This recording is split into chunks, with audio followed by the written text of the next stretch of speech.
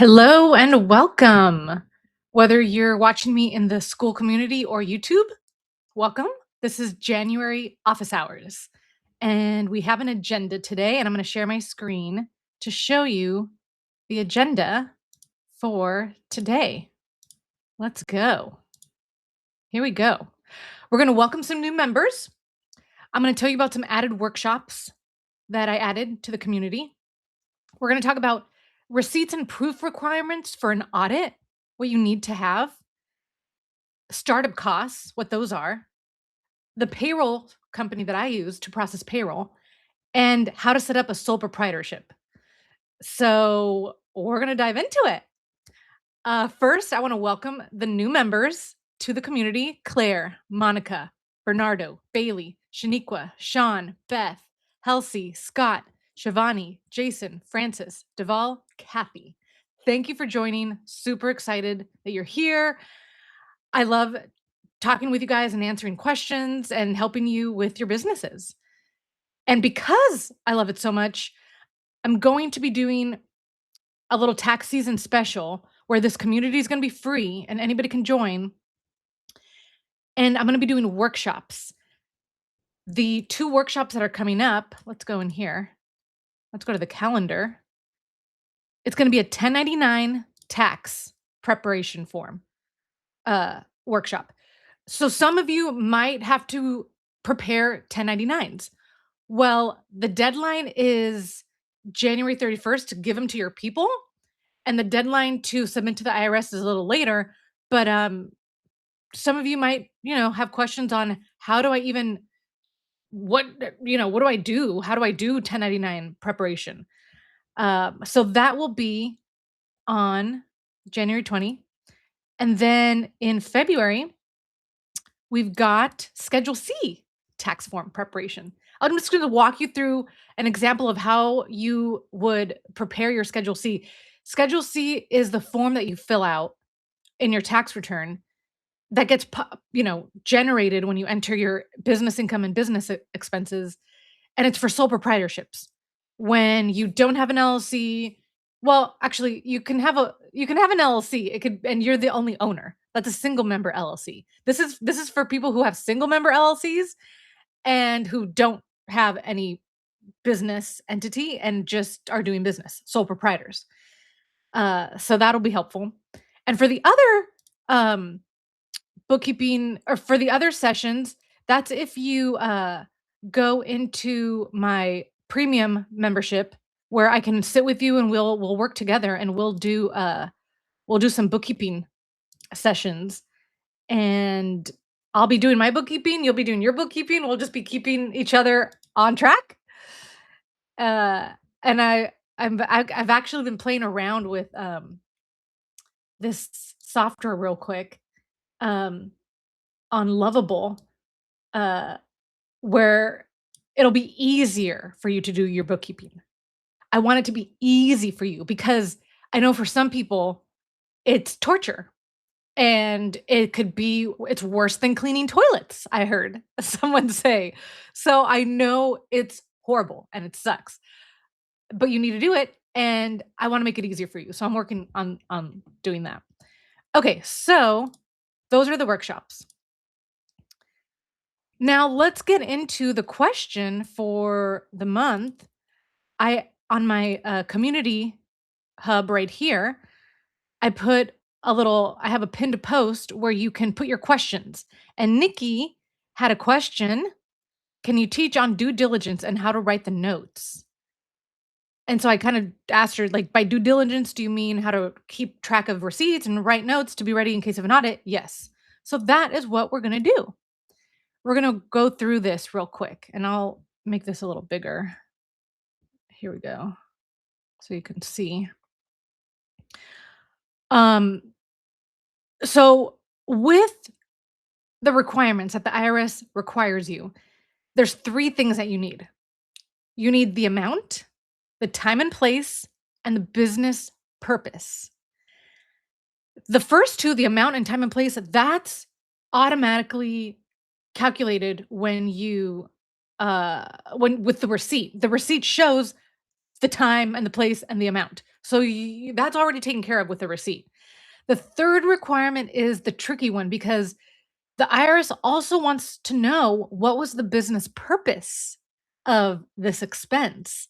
Who was there? What was the relationship, the business relationship? What was the business activity?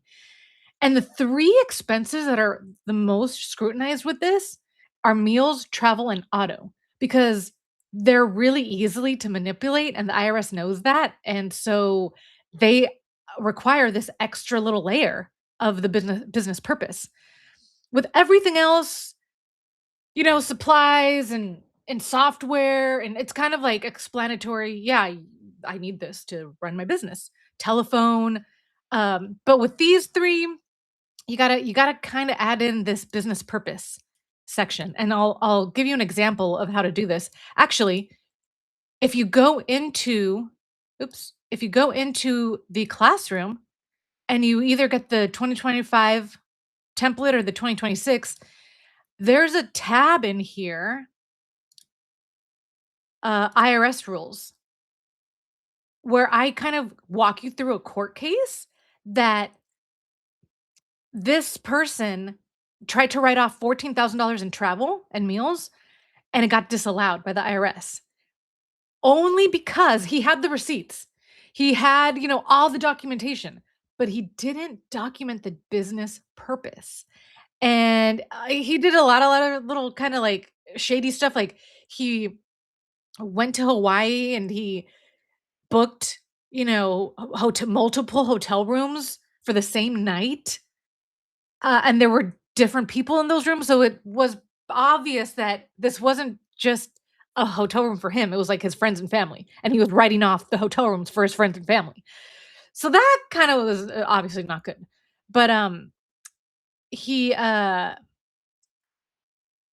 what was his he was a real estate broker, primarily dealing with commercial properties. So he was just kinda saying, I went to Hawaii and I was scoping out properties and stuff, but he did it like he didn't have an agenda. He didn't have appointments booked that he could show. He didn't like log the locations that he visited. So anyways, he didn't have this third requirement. So that's very important when you're doing these types of expenses.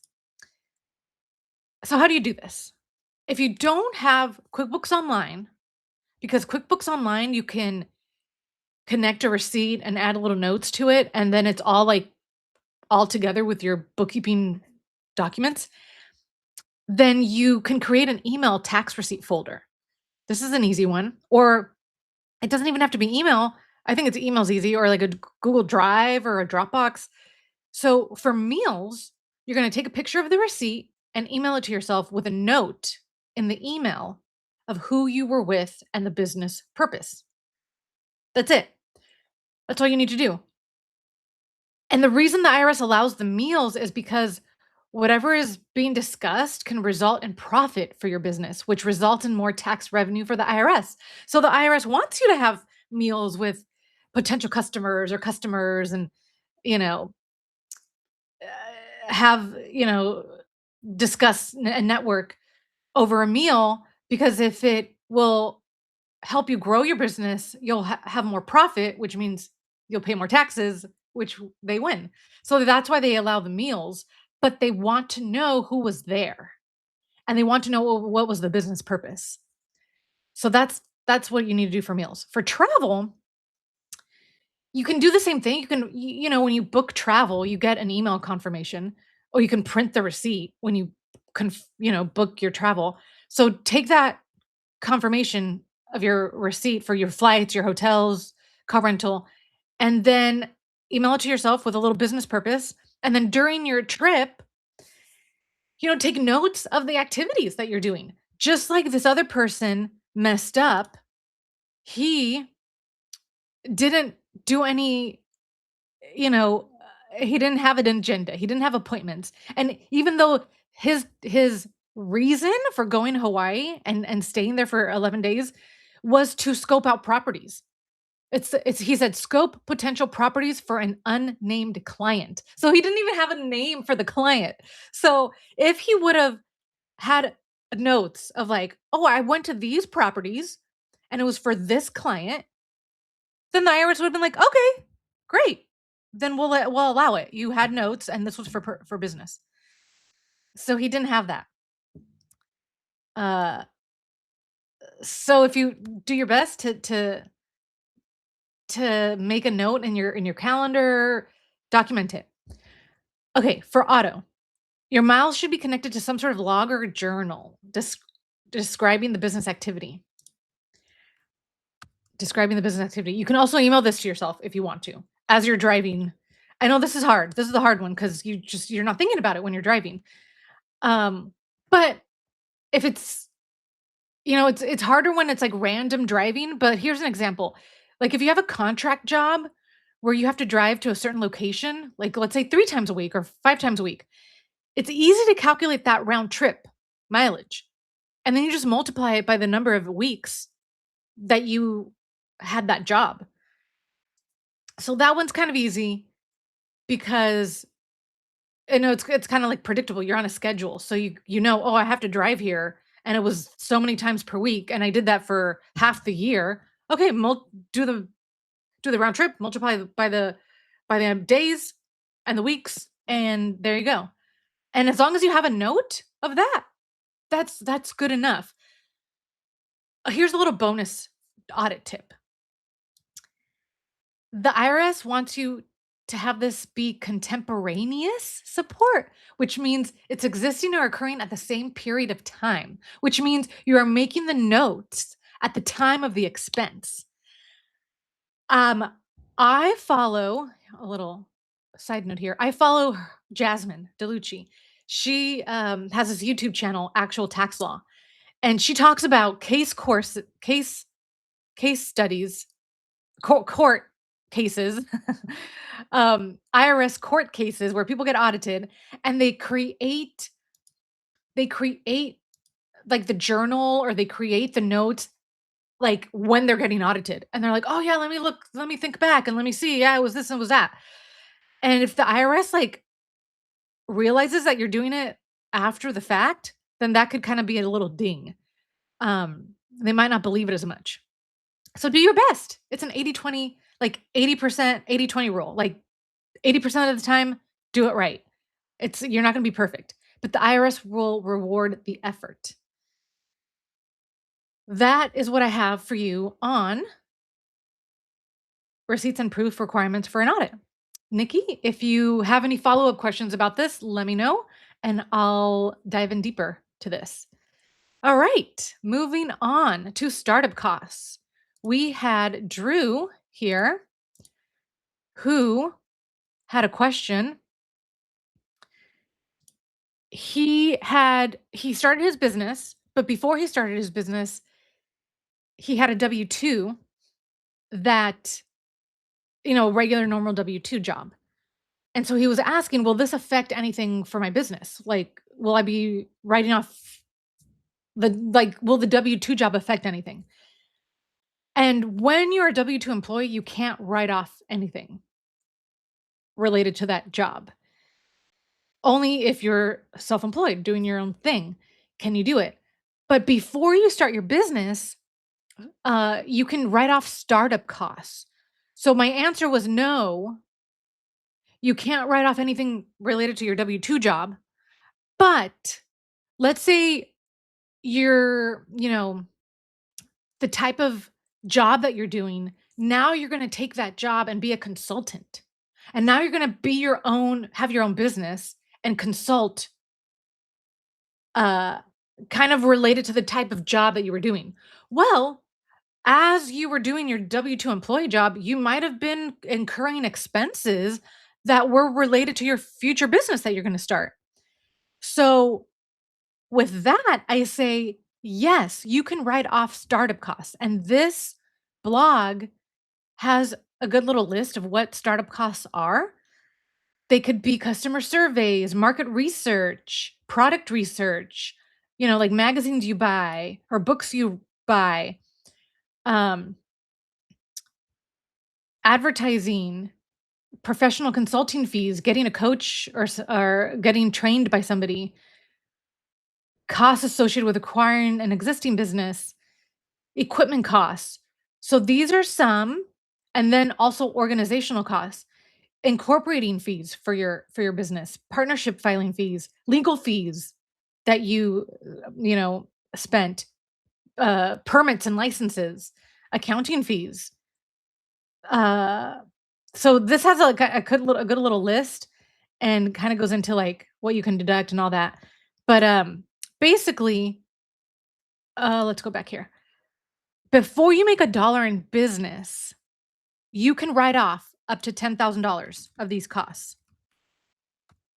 and they split it up between organizational costs and business startup costs and organizational costs. So it's like 5,000 each, 5,000 each. Um, so that was my answer there for him. And don't forget, yeah, don't forget about these costs before you start your business because you can write them off. And it doesn't matter if you were working a regular normal job or if you just weren't even making any money yet. Once you do collect money for your business, that triggers you starting your business. So you started your business. Somebody paid you for what you had to offer, and now you have a business. And now everything is deductible. There, it's not limited to $10,000. All right. Gusto payroll. I had a question on what payroll company do I use? I use Gusto. I know there's a bunch of other ones. This one, came up and it was an alternative to, all the big payroll companies and they were pretty reasonable, reasonably priced. It's a low monthly fee. I want to say it's like $42 a month and then $6 per each employee. So less than $50 a month to have a payroll company just process everything. And I've got my little referral code here that I can list in the description. And you'll get a $100 Visa gift card for running your first payroll. And we'll both get rewarded. So if you want to use payroll, go ahead and use my referral link. If not, that's okay. But that's the payroll company I use is Gusto, and then they make it super easy. It's so easy. It takes like 2 minutes to run payroll. All you have to do is go in there and set it up and and run your payroll, and they file all the paperwork for you because once you have payroll, your state, I'm in California, you have to file every quarter payroll tax returns to the state and to the federal government. It's every quarter. And then you have to prepare the W-2s. Well, they handle it for you.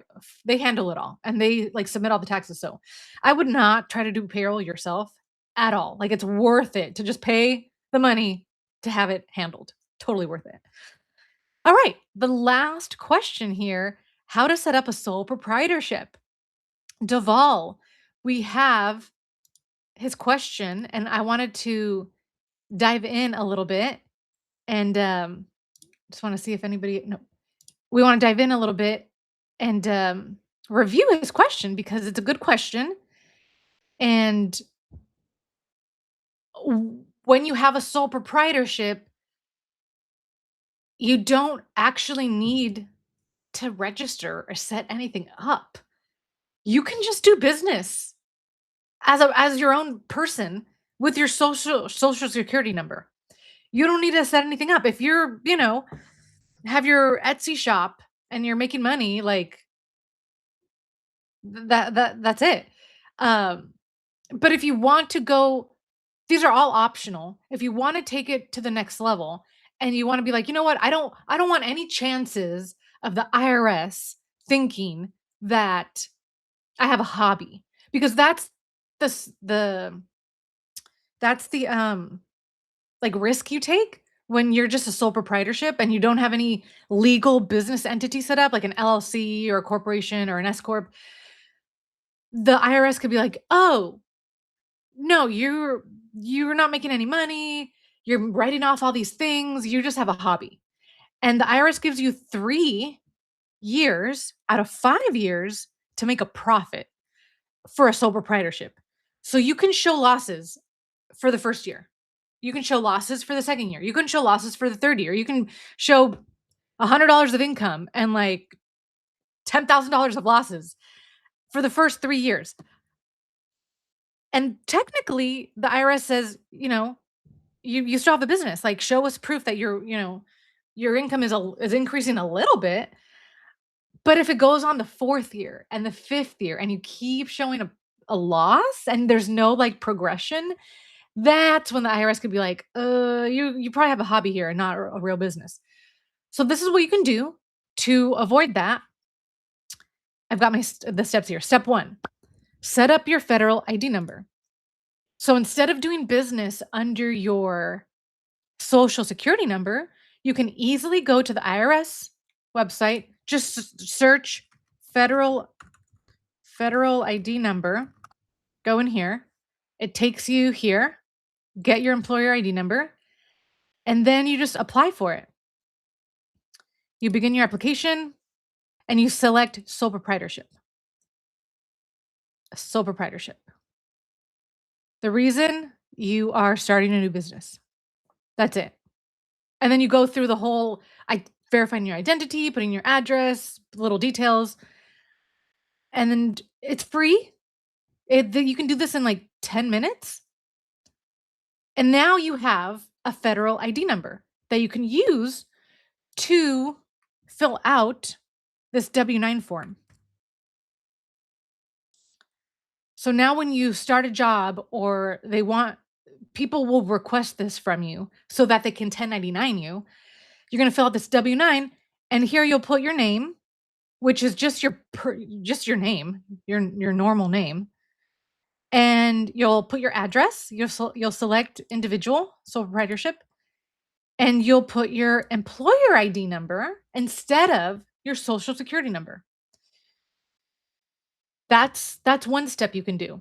Now you've got a little ID number that you can use for your business, uh, and you're not using your Social Security number.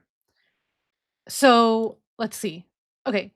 Yeah. So the second step was update your W-9 form and add your EIN number instead of your Social Security number. If you've got some of these like filed with certain people, you'll just want to update it so that they have your other ID number instead of your Social Security. Right.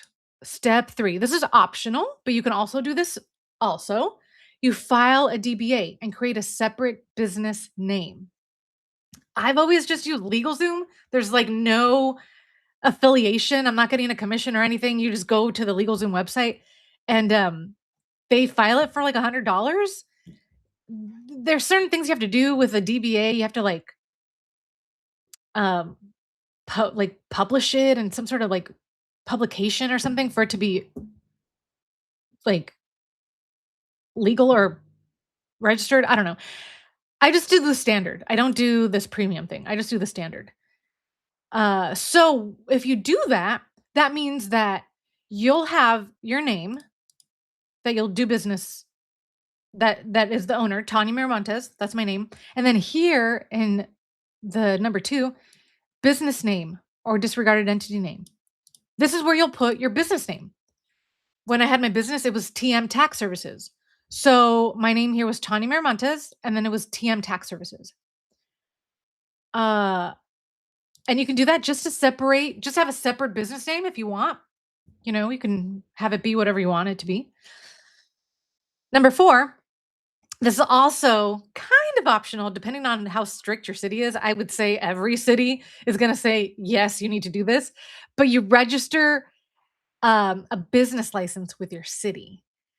In the city that you live in, because you might be working from home, most likely. And so like that city that you're in, you can go to their city website and you can apply for a business license. And also if you created your DBA filing, you'll have your name and your business name. And now you're registered with the city and now you have a business license. So that's like another little extra step. Hey, I'm officially doing business in your city and they're going to want their money. Of course, they're gonna want a little bit of money because you're doing business in their city. But that's optional. That legitimizes you even more than now. It's not just a hobby. Final step: you take your federal ID number that you got from the IRS. When you get to this final step, it'll be a confirmation letter. Get it digitally, and just save that. That's your little letter that has your ID number. You take that letter and then you take your DBA filings if you did it. If you didn't, that's okay. The You'll take this and you'll go to the bank and open up your business bank account. And now you've got a business bank account that you can start receiving your business income into. I think it's very important to have a separate business bank account to separate your income. And you don't have to use your debit card. I know I don't use my debit card. I have a business credit card for expenses. But for income, it's very important. You want to just keep it separate. It's going to be so much easier also for bookkeeping and when you organize your income and expenses, um, to have a separate bank account and also a separate credit card. And here again, I'm going to remind you to do the 80/20 rule. You know, some you might have a credit card where you've been doing spending money on it for business and also personal. Just do your best. It'll be easier come tax time when you have to organize it all. So those were the steps for legitimizing yourself, registering. I do it in quotes because you don't need to register anything to be a sole proprietor, but registering as a sole proprietorship and using a separate ID number instead of your social security number and making sure the IRS doesn't see you as a hobby. Okay, that was all that I wanted to cover. I'll um I'll save this and I can save these notes also in the description. But we'll go back here and stop sharing. Well, before I stop sharing, just a quick reminder of the upcoming workshops we've got. We've got the 1099 tax preparation and the Schedule C. I haven't scheduled the February office hours. I'll do that again. I'll do that soon. Um, and right now that it's tax season, I'm going to stop sharing my screen. Okay, right now that it's tax season, this is when you probably need me the most. Right now through April, because everyone has taxes on their mind. You might file an extension, which is totally fine. So this is where I kind of want to give you the most support and and offer the workshops and offer the office hours for free and answer your questions. So if you're not in the community, join the community, post your question, I'll answer it and we'll get through this tax season. It'll be You can do it. We can do it. It doesn't have to be a nightmare. I am here to help you not have it be a nightmare and have your things organized and ready to go and not have it be a stress, like an area of stress for you. That I don't want it to be an area of stress for you. I want you to feel in control and in charge of your business finances and knowing that you're not missing anything out. You're taking as many write-offs as you legally can. You're saving the most amount of taxes. You're keeping the most amount of money from your business. You're not like bleeding money, losing money. You're doing things the right way. And I'm here to support you in all that. So, looking forward to the next one and have a great rest of your day. Bye.